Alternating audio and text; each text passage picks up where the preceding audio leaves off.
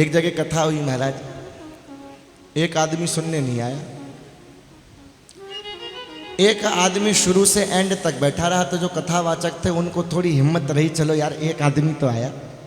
जब कथा पूरी हो गई तो महाराज जी ने कहा उन संत जो आदमी जो श्रोता था कि भाई यार तू बड़ा रसिक मालूम पड़ता है, तुम्हारे गांव में तू ही रसिक है, पूरे गांव का एक आदमी नहीं आया, तू पूरी कथा में बैठा रहा, तू बड़ा धन्य है। बोला धन्य वन्य कुछ नहीं हो, मैं दरी टेंट वाला हूँ, तुम्हारी कथा पूरी हो तो दरी उठाऊँ इसलिए बैठा हूँ, ये तो मेरी मजबूरी है कि मुझे बैठना है। अभी ऐसे भी है कि मजबूरी में बैठे, अब क्या करें। नहीं, इधर वालों से कुछ नहीं कह रहे हैं, हम तो उदाहरण बता रहे हैं, ऐसी बात आई कथा, समझे भैया। तो मुकुंद जो है वो थोड़ा समझ गए कि भैया इनका गदाधर का थोड़ा भाव जो है थोड़ा गड़बड़ हो रहा है। तो मुकुंद ने गदाधर से कहा कि गदाधर भाई ऐसा है, देखो यहाँ आए हैं वैष्णव से मिलने, तो कैसा सुंदर क्यों ना हो, अगर कोई भागवत जी का कोई सुंदर प्रसंग अगर जो है तुम विद्यानिधि जी को सुनाओ, इनको भी भागवत जी से बड़ा प्रेम है, तुम्हें भी भागवत से बड़ा प्रेम है, तो जरा शास्त्र चर्चा हो जाए, कोई लीला कोई बात ठाकुर की कोई सुंदर श्लोक अगर सुना दिया जाए तो बड़ा आनंद आ जाए। अब गदाधर का मन तो नहीं हुआ कि ऐसे विलासी आदमी को, संसारी आदमी को क्या कथा सुनाए, क्या श्लोक सुनाए, लेकिन ठीक है भैया, अब ठाकुर के लीलाओं के लिए, ठाकुर की कथा के लिए कौन मना करे, भगवान नाम के लिए कौन मना करे। तो गदाधर ने कोई बड़े प्रसन्न होके नहीं, थोड़े खिन्न मन से भागवत जी के 2 श्लोक सुनाए। बड़ी सुंदर लीला है महाराज, ये ऐसी लीला है कि तुम्हें बहुत सारे चरित्रों में सुनने को मिलेगी। यही वो लीला है जिसे सुन के परमहंस श्री सुखदेव जी महाराज ज्ञान की समाधि छोड़ के और भक्ति की लाइन में आ गए। जो साक्षात्कार की स्थिति में बैठे थे, श्रवण की स्थिति में आ गए। जो निराकार ब्रह्म की समाधि में लीन थे, वो सगुण साकार ठाकुर की लीलाओं को सुनने के लिए आ गए। ये वही प्रसंग है भागवत जी का। गदाधर ने आंखें बंद करी, ठाकुर की याद करके, अधिक प्रसन्न मन से नहीं, लेकिन ये श्लोक गाया। अहो बकीयम स्तनकाल कूटम जिघान सयापाय यदप्रसाद लेभे गतिम धातृचिता ततोन्यम कंभा दयालुम शरणम व्रजेम, कंभा दयालुम शरणम व्रजेम। पूतना लोक बालाग्री राक्षसी रुधिराशना जिघांसयापि हरये स्तनम दत्वाप सदगते। ये 2 श्लोक सुनाए महाराज। देखो सुबह भी ये प्रसंग आया, शायद आपने ध्यान से सुना या नहीं सुना, कितना उस पर गौर किया ये तो आप जाने, लेकिन अब जरा इन स्थितियों को देखने का और समझने का प्रयास करो। आज जरा समझने की बात करते, सुनने की बात नहीं करते। नित्यानंद जी के प्रसंग में आया कि नित्यानंद जी आज सुबह प्रथम बार चैतन्य महाप्रभु से मिले, उन्हें भी यही श्लोक सुनाया, उन्हें भी यही श्लोक सुनाया गया। श्रीवास जी ने श्लोक सुनाया था। तो श्लोक सुनते ही नित्यानंद जी की स्थिति क्या हुई, पहले तो सुना तो धीरे धीरे भाव बिगड़ना चालू हुआ। जो गंभीर बैठे हुए थे, सेम वही हो रहा है। मतलब ये ऐसा बताया जा रहा है, आगे भी कई बार ये आएगा, तो इससे प्रतीत होता है कि मान लो कि असली भक्त का यही लक्षण होता है। जैसे सिम्टम होते हैं ना, किसी भी चीज की पहचान किससे होती है, उसके लक्षणों से पहचान की जाती है। भाई कैसे पता चलेगा कोई वस्तु कैसी है, लक्षण ही तो बताएंगे। तो भक्ति के लक्षण क्या है, तो ये समझ लो कि ये शायद भक्ति के लक्षण ही है। क्योंकि जो स्थिति नित्यानंद की हुई, जो स्थिति चैतन्य महाप्रभु की याद करो गया धाम में हुई। गया धाम में जब चरणार विंद के विषय में वहाँ के पंडे पुजारी बताने लगे गया जी में, तो जो स्थिति चैतन्य महाप्रभु की हुई सर्वप्रथम भक्ति प्राप्त हेतु, वही स्थिति नित्यानंद की हुई, वही स्थिति आज पुंडरीक जी की होने जा रही है। अभी आपने इनका स्वरूप देखा कि बढ़िया विलासी पलंग है, जिस पे बढ़िया वस्त्र बिछे हुए हैं, गद्दे लगे हुए हैं, 2 नौकर जो हैं मोर के पंख से हवा कर रहे हैं, बढ़िया रेशमी वस्त्र पहन रखा है, बारीक, मुंह में पान चबा रहे हैं, उसकी लालिमा होठों पे है, बढ़िया। कैसी भव्यता भी हमने सुनी ली ऐसे बैठे हुए हैं। और जैसे ही ये श्लोक पढ़ना प्रारंभ किया गदाधर जी ने, तो जो भाव था वो धीरे धीरे बिगड़ना चालू हुआ। मानो जैसे नकली भाव बना के रखे हों, गंभीर के हम भक्त वक्त नहीं है, साधारण आदमी है, वो बिगड़ना चालू हुआ। धीरे धीरे आँखों से एक एक बूंद बरसना चालू हुआ और धीरे धीरे वो बूंद जो है वो धारा में परिवर्तित हो गई। और जो पुंडरीक जी सिंहासन पे बैठे थे, पलंग पे बैठे थे, इतने गदगद हो गए, इतने विह्वल हो गए कि पलंग से गिर के नीचे धड़ाम से गिरे और हाय हाय करते हुए वहाँ की रज में लौटने लग गए। वस्त्र फटने लग गए, उनके सारे बाल बिखर गए, अपनी स्थिति भूल गए कि मैं कौन हूँ, क्या हूँ, इतने अधीर हो गए। हाय हाय हा कृष्ण, हा प्राणनाथ, हा प्राण वल्लभ, हे प्यारे कह के रोने लग गए। जैसे गदाधर ने देखा वो दंग रह गया, हैरान रह गया कि हाय मैं इनको क्या समझ रहा था, मैंने सिर्फ श्लोक पढ़ा, सिर्फ बोला भी और इनकी ये स्थिति हो गई। हाय हाय ये मेरे से क्या हो गया। और हमने भी ये श्लोक सुना, सुबह भी सुना, अभी भी सुना। अरे लोटना पोटना तो दूर, नेत्रों में आंख तक नहीं भराई, हृदय नहीं भर पाया और हम अपने आप को भक्त होने का दावा करते। हम अपने आप से ठाकुर के दर्शनों की इच्छा रखते हैं, हम अपने इसी जन्म में ठाकुर के धाम जाने का दावा करते हैं। और भाव हमारा ये है कि कितनी भी भक्ति की बातें क्यों ना सुन लें, हमारा हृदय सूखा का सूखा ही बना रहता है, पत्थर का पत्थर ही बना रहता है। ना सुनने के बाद, ना सुनते समय, ना उसके बाद कुछ परिवर्तन ही नहीं आता। उठेंगे भी तो चर्चा किसकी करेंगे, फिर संसार की चर्चा करेंगे। अरे क्या मतलब निकला भाई, चैतन्य चरित्र सुन रहे हो, चैतन्य चरित्र सुन रहे हो जिसका नाम सुन के व्याकुल हो जाए भक्त। हमारे गुरुदेव भगवान जिन्होंने लिखा, अनंत श्री विभूषित जगत गुरु प्रियदर्शी जी महाराज, अगर उनके सामने कोई विष्णु प्रिया जी का नाम ले देता था तो वो व्याकुल हो जाते थे, रोने लग जाते थे। जब ये चैतन्य चरित्र लिखा तो स्याही से नहीं लिखा है, अपने नेत्रों के जल से इसको सींचा गया है चैतन्य चरित्र को। अगर आप इसकी हस्तलिखित कॉपी देखेंगे तो पूरे पन्ने आंसुओं से भरे हुए हैं। ये आंसुओं का ग्रंथ है, ये भाव का ग्रंथ है। सोचो कृष्ण राधा भाव युक्त होके आए हैं, बताने आए हैं भजन कैसे करना है, विरह क्या होता है। महाप्रभु जी के जीवन में वस्त्र सदैव भीगे ही बने रहे, ये बताना है। भक्ति ऐसे होगी, भक्ति के लक्षण ये हैं, सिम्टम ये है भक्ति का। अगर तुम भक्त बनना चाहते हो कि नाम सुनते गदगद हो जाओ, भागवत जी का प्रारंभ यहीं से होता। राधा नाम नहीं है, क्यों नहीं है? इसलिए नहीं है, एक बार राधा नाम सुखदेव ले देते तो 6 महीने की समाधि में चले जाते। ये नाम की महिमा है। हम बोल देते हैं राधा, कुछ फर्क ही नहीं पड़ता है, 6 महीने की समाधि में चले जाए। अरे विचार तो हो, थोड़ा चिंतन तो हो। जब उठे तो एक दूसरे से बात, अरे भैया कैसा आनंद आया, कैसा चैतन्य चरित्र है, हे प्यारे, हे ठाकुर मुझ पे भी कृपा करो ना, मैं भी तो कभी 2 आंसू चढ़ाए, कभी मेरे मन में भी तो आए कि मुझे भी कल्याण करना है। हमारे गुरुदेव भगवान कहते थे मरने के बाद धाम में नहीं, जीते जी ठाकुर के दर्शन करो। मरने के बाद का क्या पता, ऐसा भजन करो, ऐसी साधना करो, जीते जी ठाकुर के दर्शन। बाद का किसने देखा, किसे पता है क्या होगा। जब ठाकुर तुम्हारे सामने वृंदावन में तुम बैठे हुए, यहाँ आके भी बात नहीं करोगे तो फिर कहाँ जाके बात करोगे। ठाकुर से बात भैया लोट पोट हो गए, बाल बिखर सिगरे गए, दूर दूसरित अंग कहत पढ़ो, पुनि पुनि पढ़ो, कैसो मधुर प्रसंग। अरे गदाधर फिर पढ़ो, बार बार पढ़ो, कैसा सुंदर प्रसंग है। आनंद आ गया, लोट पोट हो रहे, व्याकुल हो रहे, कह रहे बार बार सुनाओ मुझे ऐसे मेरे प्यारे के गुण। और हम लोग सुन लेते हैं और कहते रहे ये तो हमको आता है, ये प्रसंग तो हमने सुना हुआ, ये तो हम जानते हैं। हमारा मन भर गया, एक बार सुनने में तुम्हारा मन भर गया। कैसा मन है, कैसी स्थिति है कि तुम कथा में बैठ के तुम्हारा मन चला कैसे गया दूसरी तरफ। तुम्हें नींद कैसे आ जाती है कथा में, तुम्हें दूसरा चिंतन कैसे आ सकता है कथा में।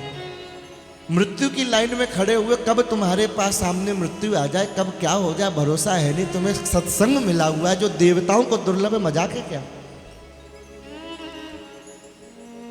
दुर्लभ है चरित्र सुनना, ये इन्हीं की कृपा से ही संभव हो सकता है कि कोई इसे कह सके, पढ़ सके और सुना सके और सुन सके। ये हमारे ऊपर कुछ विशेष ही कृपा है प्रिया प्रीतम लाल की, कि अपने सामने बिठाल के, जैसे कोई महापुरुष, कोई गुरु अपने सामने शिक्षक को, अपने छात्र को बिठाल के पढ़ाता है कि तू ध्यान से पढ़, गलती ना हो, ऐसा ही कुछ समझ लो कि प्रिया प्रीतम अपनी गोद में बिठा के कथा सुना रहे हैं कि तू ध्यान से सुन, मैं बैठा हुआ हूं, तू चिंता मत कर।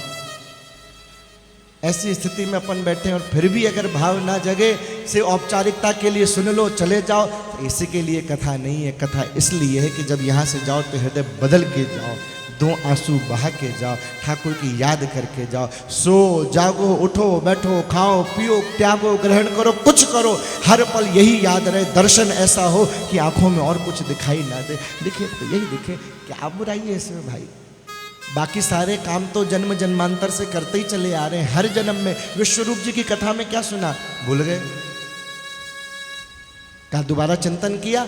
रात्रि में सोते समय चिंतन करते कि भाई विश्वरूप जी की कथा हमने सुनी, चैतन्य महाप्रभु के बड़े भाई की कथा सुनी, क्या समझा हमने, क्या कह रहे थे, क्या कहा चैतन्य चरित्र ने उनके प्रसंग में?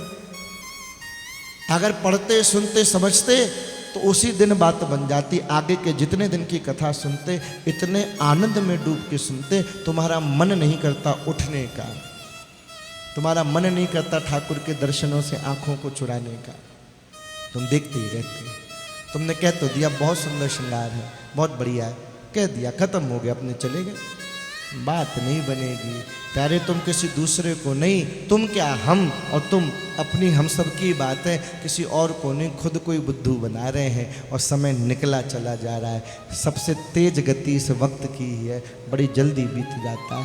अंत समय आ जाएगा तब क्या करेंगे, क्या करेंगे? तब ये काम आएगा, क्या बहाना दोगे? ये कि तबीयत खराब हो गई थी महाराज, सिर में बहुत दर्द था, घर में मेहमान आ गए थे, छुट्टी नहीं मिल रही थी, फलाना हो गया था, ये हो गया था, वो, तो ये मरने के बाद तो काम नहीं आएगा ना।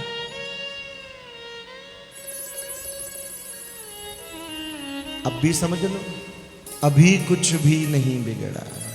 हमारे गुरुदेव भगवान लिख रहे कि अभी भी कुछ नहीं बिगड़ा, भजन कर लो, सुधर लो तुम, सुरीली बांसुरी के राग से अनुराग कर लो तुम। अभी भी देर नहीं, अभी भी समझ। हाय हाय कैसी कृपा को स्वभाव प्रगटाए, व्यास देव ने भर दियो कस करुणा समुदाय। पुंडरीक विद्यानिधि कह रहे हैं हाय हाय क्या सुंदर प्रसंग है, आहा क्या प्रसंग कहा जा रहा है। सुखदेव जी ने समझ लिया, सुनने के लिए बार बार दौड़े हैं। देखो कभी क्या हमारे मन में ये भाव हुआ कि कोई कथा सुनी और मन हो बार बार दोबारा सुने, अरे यही प्रसंग चलता रहे, और सुनाओ, एक बार और, एक बार और, एक बार और, आगे मत बढ़ो, अरे आगे की नहीं सुननी, इसी प्रसंग को दोबारा सुनाओ। सुखदेव जी झाड़ियों में से निकल के भागे, उस शिष्य के पीछे व्यास जी के, अरे भैया एक बार और सुना दे। क्यों? क्या ब्रह्म का कोई ऐसा भी स्वरूप है जो जहर पिलाने आया हो, जहर पिलाने, उस जहर पिलाने वाले को अपना नाम दे दे। कंबा दयालु शरणम ब्रजेम, ऐसे दयालु ठाकुर को छोड़ के किसकी शरण में जाया जाए? जो जहर पिलाने की भावना से आया हो, उसको उसका भी कल्याण करके अपने घर, अपने धाम, निज धाम में भेज दे। इतना सुंदर प्रसंग है। कह रहे हैं वेद व्यास जी ने कैसा रस भर दिया। अरे गदाधर एक बार और सुना दो, एक बार और सुना दो प्यारे, क्या सुंदर बात है। ज्यों ज्यों श्लोक पढ़त बढ़त व्याकुलता दिख रहा है। जैसे जैसे श्लोक आगे बढ़ता है वैसे वैसे पुंडरीक जी की जो व्याकुलता है वो बढ़ती जा रही है। श्लोक नहीं बढ़ रहा है, व्याकुलता बढ़ रही है, अधीरता बढ़ रही है। आखिरी में ये स्थिति हुई, भैया मूर्छित होकर गिर गए, बेहोश हो गए। अंतिम स्थिति है सात्विक भावों की, मूर्छित हो जाना, कोई शुद्ध बुद्धि नहीं रहना और जगत में ही चले जाना। ऐसे ऐसे भक्त हुए भैया, समाधिस्थ तो हो गए हफ्तों हफ्तों। कहाँ तक बताएं, भक्तमाल में वर्णन आता है, एक संत मानसी गंगा के पास निकट रह के भजन करते थे, बड़ी साधना थी महाराज। एक दिन भैया करुआ लेके मानसी गंगा में स्नान करने गए, हफ्ते भर बाद निकले मानसी गंगा से, हफ्ते भर बाद। बोले कहाँ चले गए? बोले सेवा में लीन हो गए, लीला में। एक दिन भैया वहीं बैठे थे महाराज, बड़ी दिव्य सुगंध आ रही थी, किसी ने पूछा महाराज आज तो मानसी गंगा पे बड़ी अद्भुत सुगंध आ रही है, क्या है? वो तो रोने लग गए, बोले भाई मैं दुष्ट हूँ ना, पापी हूँ, सेवा तो करनी नहीं आती।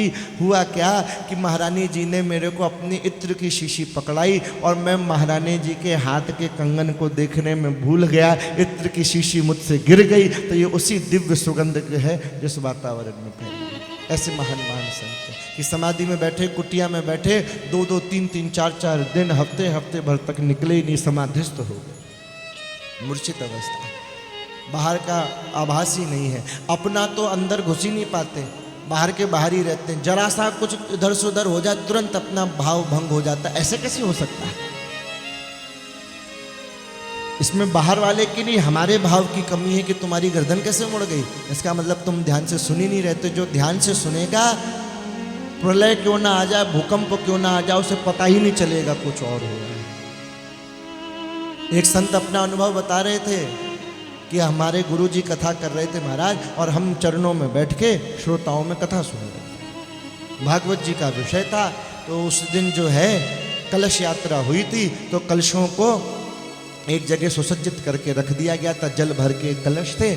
तो हम वहीं पे नीचे बैठे हुए थे, ढलान थी थोड़ी, तो कोई माई निकली होगी, उसकी लात पड़ गई, तो उससे वो जो कलश जो है वो गिर गया, तो फैल गया, जल उसका बह गया। सर्दी का समय था महाराज, जब 4 घंटे की कथा पूरी हो गई, जब हम उठे तो पीछे से देखा कि भैया पूरा गीला है। तो महाराज विनोद में बोले कि भाई हम ये सोचने लगे कि यार अभी इतनी अवस्था वृद्ध तो नहीं हुई कि ऐसी स्थिति हो जाए और पता भी ना चले, ये कैसे हो गया। तो फिर जब पलट के देखा तो पता चला कि वो भैया वो कलश गिर गया, तो ये उसका परिणाम है। मतलब 4 घंटे वो बैठे रहे सर्दी में, पूरी पीठ गीली हो गई, कमर गीली हो गई, और उन्हें मालूम नहीं चला कि वस्त्र गीले हो गए हैं। कथा में इतने अधिक डूब गए। ये कोई पुराणों की कथा नहीं है कि तुम्हें 5000 10,000 साल पुरानी बात सुना रहे हो ऋषि मुनि की, ये अभी अभी की घटना बता रहे हैं, 15-20 साल 30 साल पुरानी। कि जब तुम तल्लीन हो जाओगे कथा में, तो कौन आए कौन जाए कुछ भी हो, तुम्हें हिलाया डुलाया तक जाएगा, तब तुम होश में नहीं आओगे। जब गहरी नींद में जाते हो तो क्या होता है, कितना पुकारा जाता है, हिलाया डुलाया जाता है, आखिरी में पानी फेंकना पड़ता है, तो भी वो ऐसे ही उठता है, अरे यार सोने दो यार। इतना लीन हो गया नींद में। उससे भी अधिक रस में लीन हो जाओ कि कुछ अंतर ना पड़े बाहर का, तब तुम कुछ रस ले पाओगे। अभी तो हमने सच्ची मात्रा में हकीकत कही जाए कि कथा तो आज तक सुनी ही नहीं है, सुनी ही नहीं आज तक। जिस दिन सुन लोगे उस दिन बौरा जाओगे, समझ लेना उस दिन तुमने कथा सुन ली, उस दिन कथा सुन ली। जिस दिन दर्शन कर लोगे ठाकुर के सच्चे हृदय से, उस दिन बौरा जाओगे, उस दिन कुछ और अच्छा नहीं लगेगा। उस दिन समझना कि आज तुमने दर्शन किए हैं। अभी तो ना तो दर्शन हुए हैं, ना कथा का श्रवण हुआ है, काम चल रहा है। राधे राधे। अरे अब तो बोल लो प्यारो, राधे राधे। अति व्याकुल उन देख के श्लोक पाठ बिसराए, निरख्यो व्यूहल प्रेम उन स्वतः अश्रु बरसाए। रोवन लाग्यो गदाधर हूँ, भई उन गदगद बानी, और पढ़ी ना सक्यो सुश्लोक सो, भई वर्षा असुआनी। पुंडरीक जी की स्थिति देख के गदाधर जो है उसके भी नेत्रों से झरझर आंसू बहने लगे। ये स्थिति हो गई कि वो भी श्लोक नहीं पढ़ पाया, झरझर रोने लगा, आंसू बरसने लगे उसके। मन में सोचता जो संसारी से दिखत उन अस दशा निहार। जो देखने में संसारी लगते थे, संसारी नहीं घोर संसारी लगते थे, उनकी सुन के ये दशा। बहुत चक्के से रह गए उन भावन बलिहार, बहुत चक्के रह गए उनकी दशा को देख के। त्याग और वैराग्य को उन निज भाव सिरान, सबे गर्व उन गरी गयो लखी उनके असुआन। आज गदाधर का जो अभिमान था, देखो पंच तत्व में होते हुए भी, महाप्रभु जी के कृपा पात्र होते हुए भी अभिमान इतना सूक्ष्म है कि कब प्रवेश कर देता है पता नहीं। बहुत बहुत जो अपने त्याग का, अपने वैराग्य का, जो जन्म से ही विरक्त थे, उस विरक्तता का, उस वैराग्य का जो अभिमान था, जो गर्व था कि मैं तो बड़ा वैष्णव हूँ, मैं तो बड़ा त्यागी हूँ, मैं बड़ा भावयुक्त हूँ, आज पुंडरीक जी के भाव देख के वो गर्व जो है वो बह गया उनके आंसुओं में कि हाय मैं तो कुछ नहीं हूँ इनके सामने। ये स्थिति सुन के, श्लोक सुन के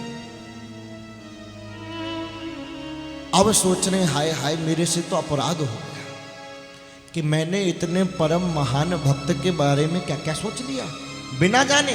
ये है अपराध कि तुम बिना मिले, बिना पूरी जानकारी के तुम किसी के विषय में कैसे कुछ भी निर्णय ले सकते हो। कसमों सो अपराध भा यह सोच अकुलान, इनके वैभव में छुपो त्याग न मुँह दिखाए। ये किस प्रकार का त्याग है? संसार को नहीं त्यागा है, वस्तु को नहीं त्यागा है, उसकी आसक्ति को त्याग दिया है।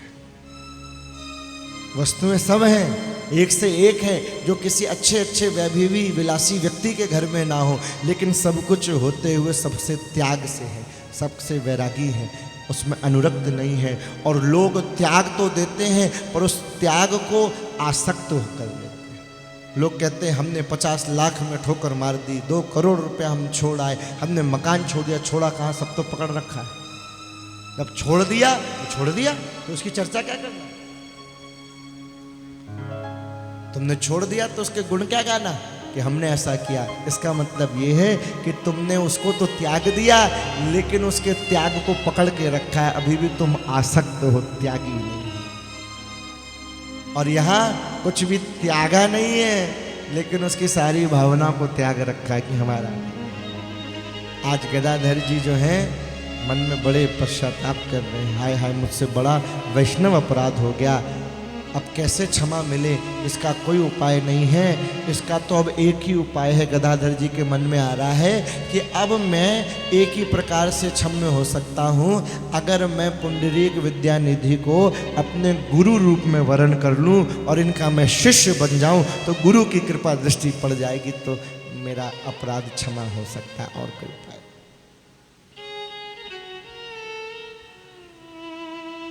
मुकुंद से बड़े संकोच के साथ, बड़ी शर्मिंदगी के साथ कह रहे हैं कि भैया मुझसे बड़ा अपराध हो गया है, और मैं इसका पश्चाताप के रूप में इनको अपने गुरु रूप में श्रद्धापूर्वक वर्ण करना चाहता हूँ। मेरे इस छोटे से निवेदन को इनके चरणारविंद में आप कृपया करके प्रस्तुत करें। मेरी हिम्मत नहीं है कि मैं सम्मुख होकर ये प्रार्थना भी कर सकूं, मैं इसे योग्य नहीं हूँ। तो इसलिए हे मुकुंद, आप मेरे लिए इतनी प्रार्थना कर दें। ये आपकी आज सच में महानता थी कि आज आप मुझे यहाँ लेके आए, और आज जो मेरा गर्व है, आज वो गर्व मेरा चला गया, और आज मैं इनके शरणागत होना चाहता हूँ। मुझ पर कृपा करो। ये गुरु तत्व है। गुरु पूर्णिमा का उत्सव चल रहा है।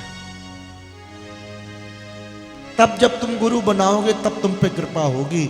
तुमने औपचारिकता के लिए बना लिया, समाज को दिखाने के लिए बना लिया, लोगों को बताने के लिए बना लिया कि भाई फलाने महान संत जो हैं वो मेरे गुरु हैं, और उनसे ना तुम्हारा परिचय है, ना उनका तुमसे है, ना तुम्हारी उनसे भगवत विषय चर्चा होती है, ना उनका तुमसे मिलन होता है, तो कुछ लाभ नहीं होने वाला। क्योंकि तुमने भगवत कल्याण के हेतु नहीं, जगत प्रसिद्धि हेतु गुरु बनाया था, जिससे संसार में मेरा नाम हो कि भैया फलाने जो महाराज हैं, फलाने संत जो हैं इतने महान, जिनका नाम है, वो मेरे गुरु हैं। तो उस भाव में तुम्हारी कीर्ति का भाव छुपा हुआ था, अपने प्रतिष्ठा का भाव छुपा हुआ था, ना कि गुरु भक्ति का भाव था, ना कि भगवत प्राप्ति का भाव था, आत्म सुख, आत्म ख्याति का भाव था कि मेरा भी नाम होगा, फलाने इतने बड़े संत मेरे गुरु, इतने बड़े आदमी का शिष्य।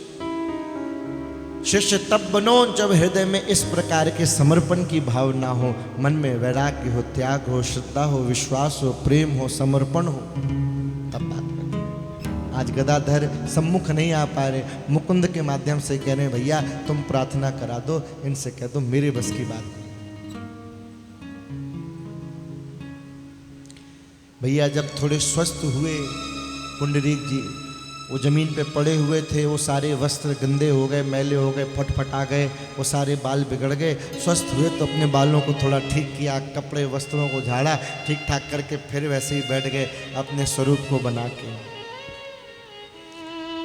आसन पर बैठे, तब मुकुंद ने सिर झुका के बड़े प्रेम से कहा कि प्रभु, चाहत गदाधर आपकी मंगल में शरण आए। गदाधर जो है आपकी शरण चाहता है। यह कुलीन ब्राह्मण परम वैष्णव परम विरक्त, किंतु कृष्ण के प्रेम में निशिवासर अनुरक्त, कछु सकचाय विनम्र अति विद्यानिधि समुझाए, यह तो अतिशय भक्त मति मोरी कहा बसाए। मुकुंद ने कहा प्रभु, ये आपकी शरण आना चाहते हैं, परम वैष्णव हैं, भक्त हैं, विरक्त हैं, कृष्ण चरणारविंद में अनुरक्त हैं, आपकी शरणागत होना चाहते हैं, इन पर कृपा करें।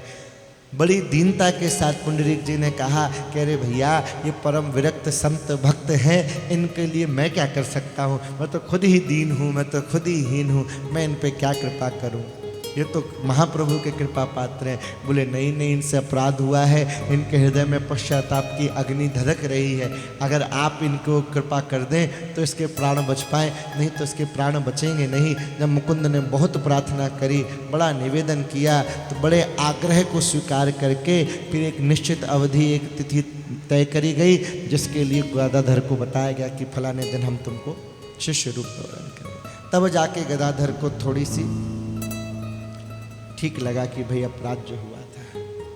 इधर लेकिन पुंडरीक जी को चैन नहीं है, क्योंकि जिस लिए चुपचाप आए थे नवद्वीप, वो काम नहीं हुआ। किस लिए आए थे? किस लिए आए थे? महाप्रभु जी से मिलने आए थे, उनसे तो मिलना हुआ नहीं। तो एक दिन भैया पता लगाया और बड़े चुपचाप, किसी को पता नहीं चले, चुपचाप अकेले में चैतन्य महाप्रभु जी से मिलने गए। भीड़ में नहीं गए,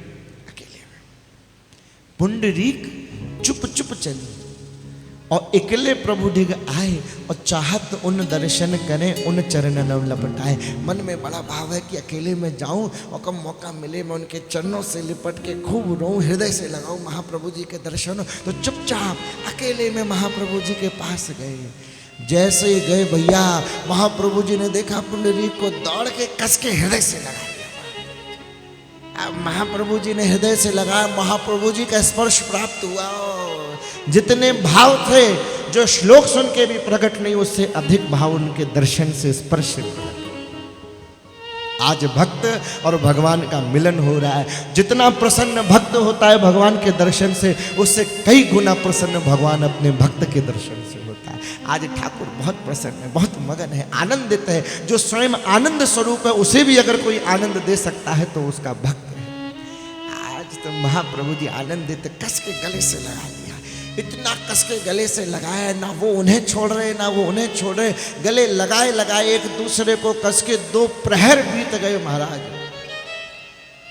पुंडरीक सो मिली प्रभु आनंद मिलो अपार, और पुलकित सकल शरीर भा द्रगन अश्रु की धार। आज भक्त भी रो रहा है और भक्त से मिलके आज भगवान भी रो रहे हैं। आज भक्त भगवान दोनों रो रहे हैं, आनंद में डूब रहे हैं। वो उन्हें देख के निहार रहे हैं, वो उन्हें देख के निहार रहे हैं। आज ठाकुर जी भर के अपने भक्त को देख रहा है, और आज भक्त अपने ठाकुर को जी भर के देख रहा है। यही तो लीला है, यही तो रस है, यही तो प्रेम है कि तुम हो, तुम्हारा ठाकुर हो, वो तुम्हें निहारे, तुम उसे निहारो, बीच में कोई और बात ना हो। रस की यही चर्चा है, रस की यही भाषा है। ना शब्दों की आवश्यकता है, ना किसी सामग्री की आवश्यकता है। आवश्यकता है तो तुम्हारे भाव की, तुम्हारे प्रेम की। जब ये दोनों होगा तो जीवन में रस ही रस होगा, और कुछ नहीं। आनंद गदगद हो रहे, निहाल हो रहे। रोवत बीते 2 प्रहर, तऊ न पाए विश्राम। 2 प्रहर बीत गए, दोनों रो रहे हैं। लोग आने प्रारंभ हो गए जो एकांत में थे। आज वो एकांत जो है भक्तों से समाविष्ट हो गया है। भक्त देख रहे, आहा, कौन है ये? ऐसा कौन है जिसे महाप्रभु जी हृदय से चिपटा के ऐसे रो रहे हैं इतनी देर से? पुंडरीक हूँ विशुद्धि हुए प्रभु मुख कमल निहार, तृप्ति न पावत सतत उन भाव निरखी भलिया। पुंडरीक भी बेसुध है, महाप्रभु जी के मुखारविंद को देख के सब कुछ भूल गए। जो बोलना था, कहना जो कुछ चाहता वह भी न कह पाता भगत। जो कुछ कहना चाहता है ठाकुर को देख के वो कह ही नहीं पाता, सब भूल जाता है। चाहिए क्या?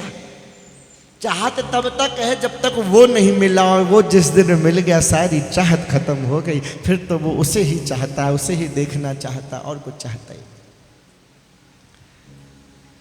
दोपहर भी तो गई भैया, तब जाके दोनों कुछ कुछ स्वस्थ हुए। आहा,